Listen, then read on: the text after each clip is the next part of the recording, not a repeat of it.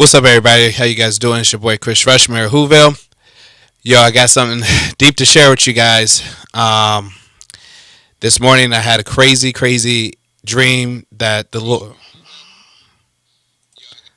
I had a crazy dream that the Lord gave me that I got to share with you guys.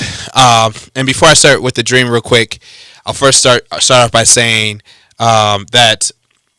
Let me make sure I look at what time it is. I don't want to go too far. So it's 9:02 now. Okay. So,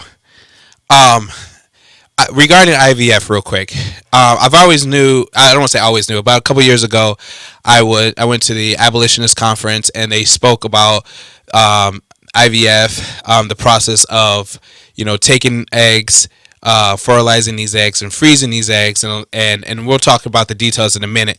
And I've always kind of held it like I've kind of been like, well, I'm trying to end abortion, man. You know what I mean? Like that's a whole nother monster by itself, and kind of felt like I'm not really willing to address this thing because I mean, we got abortion going on. I know IVF is bad, but we got abortion, and man, pick one monster at a time. But man, this morning, God showed me something that totally just messed me up, and He pretty much let me know this is not about what I want to do. So, I came in this morning, drove all night, came in around 7-ish or whatever. I went to sleep, and literally was probably asleep for 15 minutes.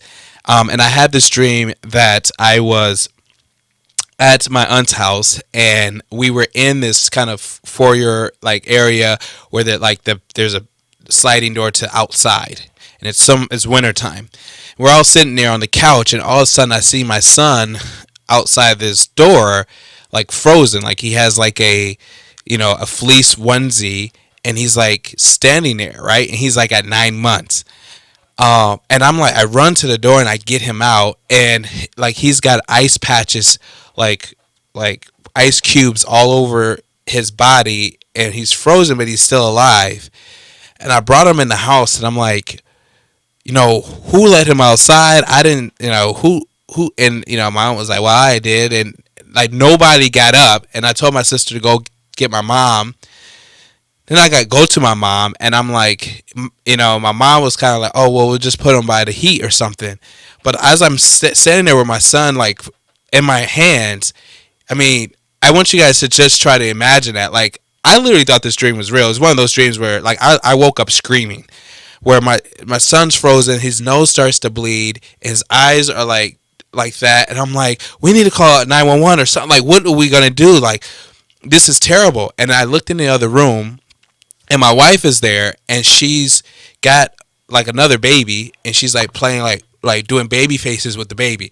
So like nobody was like caring at the time. And I literally woke up screaming. And my wife was like, one of those things that she wakes you up and stuff.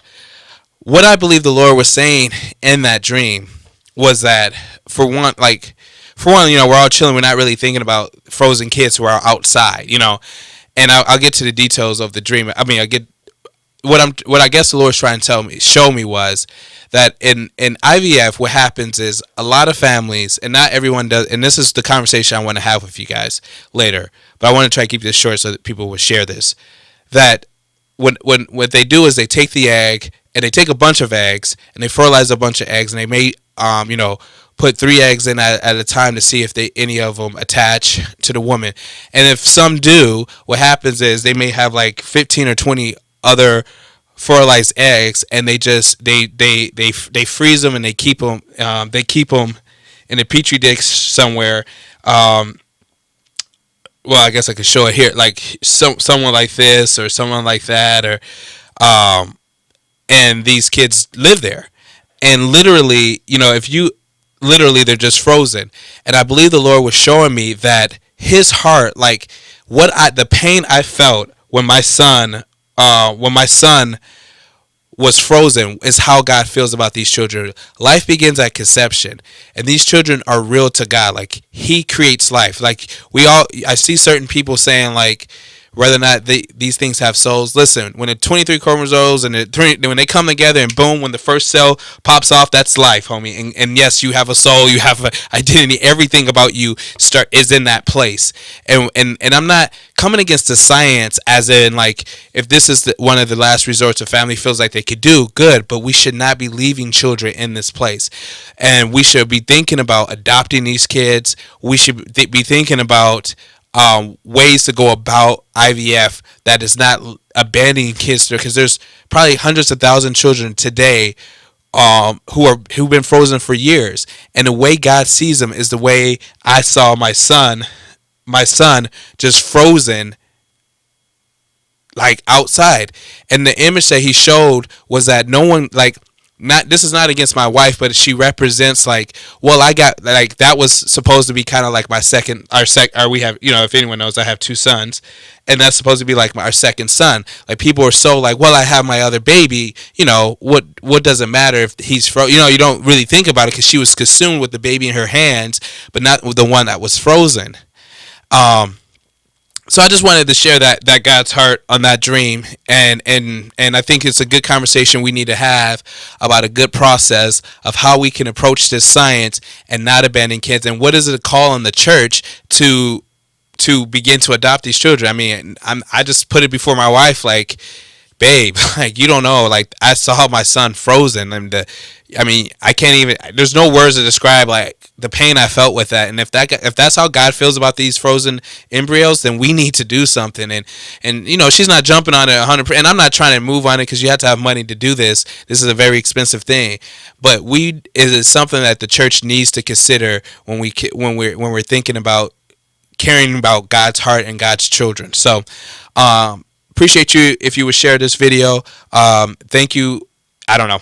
Thank you. It's just such a real thing, and I get it. Like, it just seems like it's too much, but God is showing it, man. I think God wants His church to recognize to it. So I appreciate you guys so much. So also wanted real quick before I get going. I know this may seem tacky, but hey, I need please go and support All Hands on Deck Media. Go to allhandsondeckmedia.com. Please become a monthly partner at $10 a month. You can do it $5 every 2 weeks or whatever you can. That's going to help me continue to do this ministry full time, continue to lead the charge of ending an abortion, doing it full time. I think everyone's called to do it, but we're called to do it full time. So please go to All Hands on Deck Media and help us do this thing. We're trying to lead the charge. I mean, 500 pastors meeting. We're trying to do billboards, commercials, writing, all of that. So please go to allhandsondeckmedia.com and support us that way. And I appreciate you guys so much. And please share this video. It's very important that we have this conversation. We think about how God feels about these frozen children. They're called snowflakes. On Thursday, we're going to have a special show on this on our Facebook page and on our podcast with a family that has gone through this process, and I believe they've went through the process the right way. And we're going to be talking to them and maybe some people who have a huge passion about this in AHA. So hopefully see you guys soon. Thanks. Talk to you later.